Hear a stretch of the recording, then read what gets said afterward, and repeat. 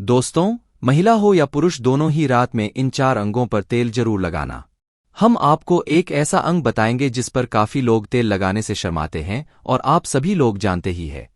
जिसने की शर्म उसके फूटे करम। राम जी हाँ दोस्तों, शरीर के इन 4 अंगों में यहाँ तेल लगाने से आपका शरीर स्वतः अपनी सारी बीमारियों को नष्ट कर देगा, यानी कि वह खुद ठीक कर लेगा। तो वह 4 अंग कौन कौन से हैं और कौन सा तेल लगाना चाहिए, ध्यान से सुनना इस बात को। शरीर की इन 4 अंगों में से जो एक अंग है वह ऐसा अंग है जहां पर आपको तेल लगाना जरूर चाहिए। आप सभी लोगों ने सुना होगा, जिसने की शर्म उसके फूटे करम। यह बात बिल्कुल सही है, आपको बिल्कुल भी शर्म नहीं करना है। जो लोग इस वीडियो को छोड़कर जाना चाहते हैं वह अभी ही चले जाएं, क्योंकि यह जानकारी बहुत ही महत्वपूर्ण और लाभकारी है। हो सके तो सारे काम छोड़कर आज अपने शरीर के लिए इस वीडियो को ध्यान से सुन लेना। महिला हो या पुरुष हो, बस इन 4 अंगों में तेल लगाने से आपकी थकान कम हो जाएगी और दोस्तों, आपको पूरी रात अच्छी नींद आएगी। यह जो हम 4 अंक आपको बताने जा रहे हैं, महिला और पुरुष दोनों को ही इन 4 अंकों में तेल लगाना है। कोई भी महिला या पुरुष जो आज हम आपको बताने जा रहे हैं, हमारी बातों को हल्के में मत लेना। काफी बार क्या होता है, महिलाएं काफी ज्यादा थकान महसूस करती है। ऐसे में इन 4 अंगों पर तेल लगाना शुरू कर दिया तो आपकी थकावट दिनों दिन कम होती चली जाएगी। आज दोस्तों हम आपको जो बताने जा रहे हैं, 4 अंगों में से एक अंग जहां पर आपको जरूर से जरूर तेल लगाना है, उसको बिल्कुल भी नहीं छोड़ना है। और इसीलिए उस अंग को बिल्कुल नहीं छोड़ना है, क्योंकि वहां से 72,000 नाड़ियां निकलती है और वहीं से ही रोग की शुरुआत होती है। अगर हम उसको बैलेंस कर लेंगे तो हमेशा हम स्वस्थ रहेंगे। इसलिए आपको बिल्कुल भी शर्म नहीं करनी है। 4 अंकों में से इस अंग के ऊपर भी तेल लगाना है, सरसों का। और अभी हम आगे वीडियो में बताएंगे कि वह कौन सा अंग है। और दोस्तों, 4 अंकों में से एक अंग ऐसा है जहां से हमारा पूरा शरीर चलता है, और ये वाला अंग महिला और पुरुष में दोनों में ही पाया जाता है। यह वाला अंग बहुत ही महत्वपूर्ण होता है हमारे जीवन में, और यदि इन 4 अंगों में से इस पर आप रात को सोने से पहले तेल लगा लेते हो तो यकीनन आपको अपनी लाइफ में बहुत फायदा मिलेगा। आपकी रात कभी भी खराब नहीं होगी और आपको थकावट भी बिल्कुल महसूस नहीं होगी। बस तेल लगाने में बिल्कुल भी कमी मत करना। अब यहाँ पर कुछ लोग ऐसे होंगे जो हमारी बातों को हल्के में लेंगे, क्योंकि उन्हें आयुर्वेद की नॉलेज नहीं है, उन्हें ज्ञान नहीं है।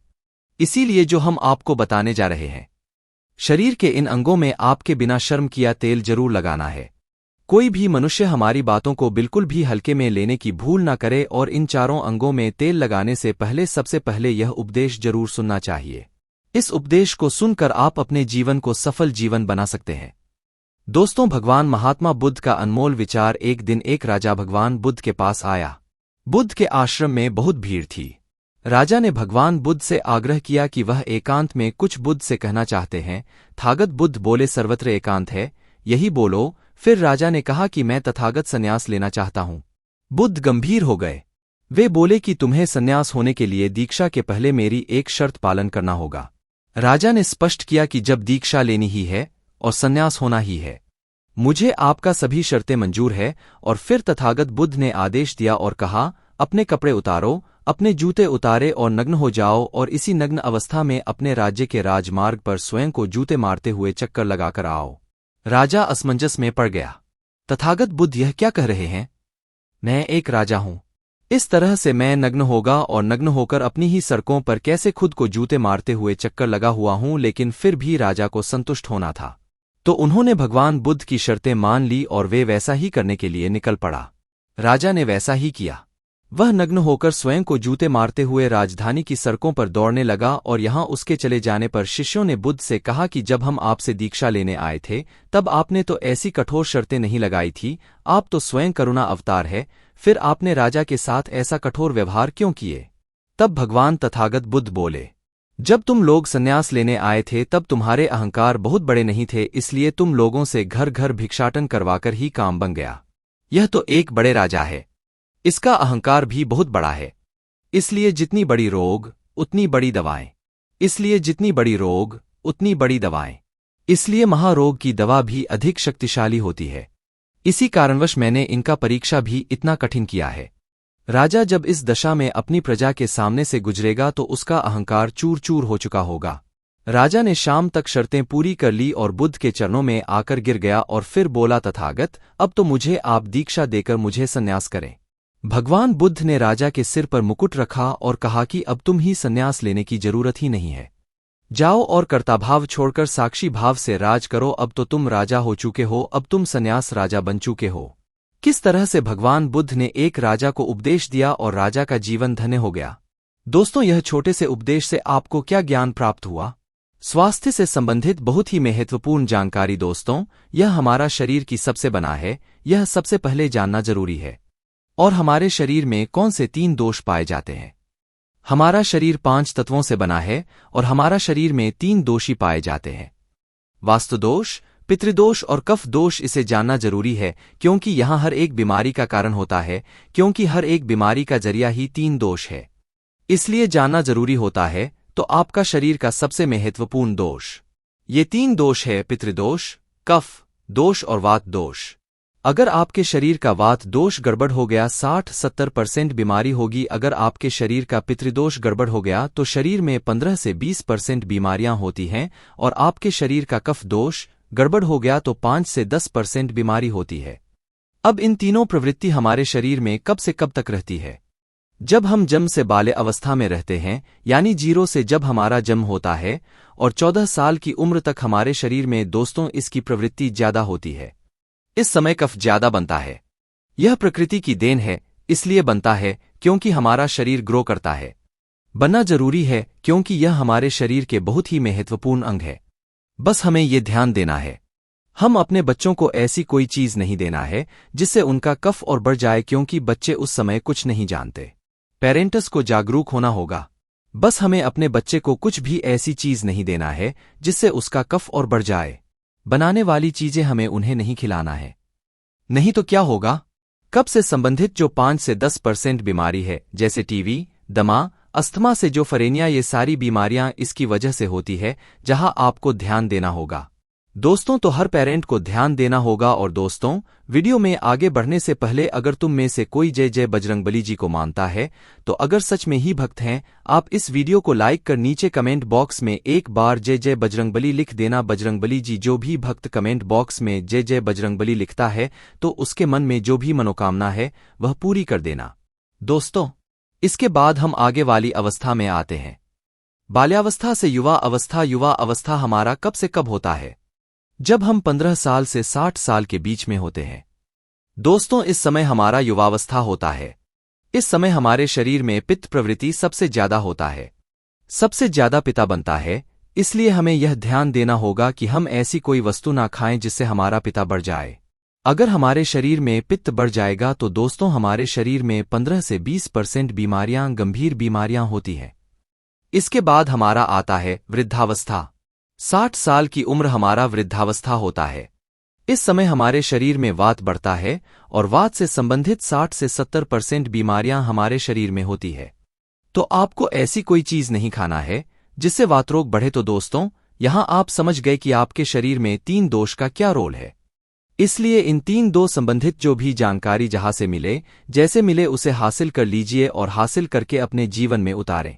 कारण को हटा दीजिए और इन 3 देशों में क्या खाना है, क्या नहीं खाना है, इसका हमेशा ध्यान रखना है। इस दोष को बढ़ाने वाले चीजें कभी मत खाएगा। अब 3 दोस्त के बारे में जान गए। अब यह जानिए, आपका शरीर 5 तत्वों से बना है और इन 5 तत्वों में प्रोटीन, विटामिन सारे तत्व आते हैं। अब इस 5 तत्वों में और 3 दोषियों में जो भी कमी आती है तभी आपका शरीर बीमार होता है, अन्यथा आपका शरीर बीमार नहीं होता था।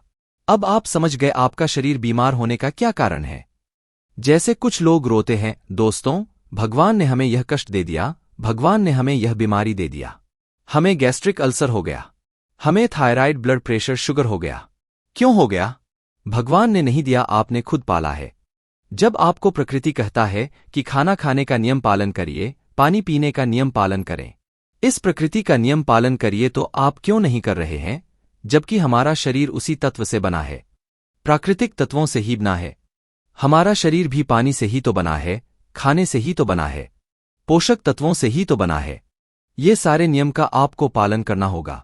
अब जब यह हमारा पितृदोष कह रहा है कि ये चीज नहीं खाएं, ये पित्त और बढ़ेगा, तो आप उसे क्यों खाते हैं? पिज्जा, बर्गर आप क्यों खाते हैं? चाहे आप क्यों पीते हैं? चीनी आप क्यों खाते हैं? जब आप यह सारी चीजें खा रहे हैं तो आपके पेट में एसिडिटी बनेगा, आपके पाचन तंत्र बीमार पड़ेगा, तो जब आपका पाचन तंत्र बीमार होगा कुल तमाम बीमारियां आपको आएगी। ये तो आप खुद कर रहे हो ना, ब्रह्मांड नहीं दे रहा है, भगवान नहीं कर रहा है, हम आप इसे खुद जाने अनजाने में कर रहे हैं। हम अपने मन को, अपनी जीभ को कंट्रोल नहीं कर पा रहे हैं। तो दोस्तों ये सारी चीजें आप छोड़ दीजिए। अब दोस्तों से बात करते हैं। हमारे शरीर में तेल कौन सा लगाना चाहिए, कहाँ पर लगाना चाहिए, उस पर जानते हैं। समझ गए आपका शरीर निर्माण कैसे होता है? इससे सुरक्षा करना आपके हाथ में है। इसकी सुरक्षा आप खुद करिए। शरीर की 4 महत्वपूर्ण अंग है जिससे आपके शरीर की सारी नसें जुड़ी हुई है। दोस्तों पहला पैर का तलवा, दूसरा है आपकी नाक और तीसरा है नाभि, चौथा है आपका सिर। ये 4 सबसे महत्वपूर्ण अंग है और इन चारों जगह पर आपको तेल लगाना है। दोस्तों बस ये ध्यान देना है कि आपको कब लगाना है और कैसे लगाना है। बस ये ध्यान देना है, रोज सुबह जो मॉर्निंग वॉक करता है नंगे पैर जमीन पर या फिर हरी घास पर, तो उसकी आंखों की रोशनी भी कम नहीं होती। इसलिए आपको पैर के तालू में शुद्ध तेल लगाना है। तो पैर के तालू पर यही शुद्ध सरसों का तेल लगाना है। जब आप रात में सोने जाइए उसके पहले गुनगुने पानी से अपना पैर धो लीजिए। पैर धुलने के बाद बढ़िया से उसे साफ कर लीजिए, सूख जाए। दोस्तों जब आप बिस्तर पर लेटे हैं, अगर आपकी पत्नी है तो आप अपनी पत्नी से तेल दोनों पैर में थोड़ी देर मालिश करवा दीजिए, नहीं तो आप अपने हाथ से ही मालिश कर लीजिए। रात में सोते समय ही शुद्ध सरसों का तेल, और जैसे ही आप अपने 5 मिनट दोनों हाथों से मालिश करेंगे तेल से गर्माहट आएगी। दोस्तों तुरंत ही आपको नींद आना शुरू हो जाएगा। अगर आप नींद का टैबलेट लेते हैं, अगर आप डिप्रेशन में हैं, नींद नहीं आ रहा है, तो यह दूसरे दिन से ही बंद हो जाएगा। आपको नींद की कभी टैबलेट की जरूरत ही नहीं पड़ेगी। आपका पागलपन दूर हो जाएगा। याददाश्त बहुत तेज होती है। दिमाग से संबंधित सारी समस्याएं खत्म, और एक ही बार में आप 10 बजे सो रहे हैं। 4 बजे से पहले आपकी नींद नहीं खुलेगी। इतनी बढ़िया नींद आती है। तो पैर के तालू में तेल लगाने से आपके पाचन तंत्र मजबूत होता है, याददाश्त तेज होती है, भूख लगती है, शरीर में शक्ति मिलती है, ऊर्जा मिलता है, यानी कि शरीर की सारी पोषक तत्वों की आपूर्ति कर देता है। दूसरा स्थान है नाभि, जो कि आपके शरीर का सबसे महत्वपूर्ण अंग है। दोस्तों नाभि के पीछे एक त्रिकोटि ग्रंथि पाए जाते हैं, और इसी ग्रंथि से शरीर की सारी नसें जुड़ी हुई होती है, और यह शरीर की सबसे शक्तिशाली ग्रंथि होती है, सबसे शक्तिशाली होती है। इसीलिए नाभि में तेल लगाना चाहिए। आप देखते होंगे जब घर में बच्चा होता है, सबसे छोटा सा बच्चा जन्म होता है और माताएं तेल की मालिश करती थी। अब तो ये जमाना उठ गया है। पहले माताएं 810 बार दिन में तेल की मालिश करती थी। हम लोग बच्चों को देखते थे। हमारी माताजी जो भाई के बच्चे होते थे यानी कि पोता को 4 बार दूसरी टाइम यानी कि 7 से 8 बार तेल की मालिश करती थी। दोस्तों कहते थे जितनी हम तेल की मालिश करेंगे हड्डियां इनकी मजबूत होगी। दोस्तों यह आपकी नाभि सबसे शक्तिशाली शरीर के हिस्सा है।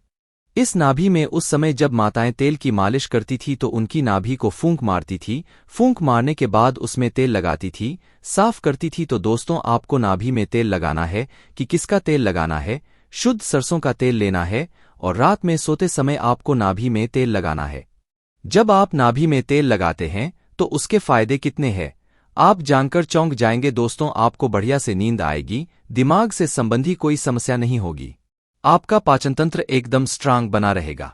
आपका पाचनतंत्र स्ट्रांग रहेगा, आपको भूख बढ़िया सी लगेगी, आपके शरीर के सारे दर्द दूर हो जाएंगे, आपकी आंखों की रोशनी बढ़ जाती है, यानी कि शरीर के हर एक पार्ट के लिए फायदेमंद है। अब आपको नाक में क्या करना है? नाक में अगर आपको शुद्ध अगर देसी गाय का घी मिल जाए, शुद्ध देसी किसी कंपनी का नहीं चाहिए, शुद्ध देसी गाय का घी 1 बूंद नाक में और 1 बूंद नाक में, दोनों नाक में 1-1 बूंद डालना है। दोनों नाक में 1-1 बूंद रोज डाले। इसके इतने सारे बेनिफिट्स है, वह बेनिफिट्स मैं यहां पर गिनाते गिनाते थक जाऊंगा। दोस्तों आपका पागलपन दूर हो जाएगा। किसी के अंदर पागलपन है नहीं, पागलपन की दवा चल रही है, तो दोस्तों 3 से 4 महीने के अंदर पागलपन की दवा बंद हो जाएगी। आपके कान के पर्दे में छेद है तो कान के पर्दे का छेद बिना ऑपरेशन के ठीक हो जाएगा।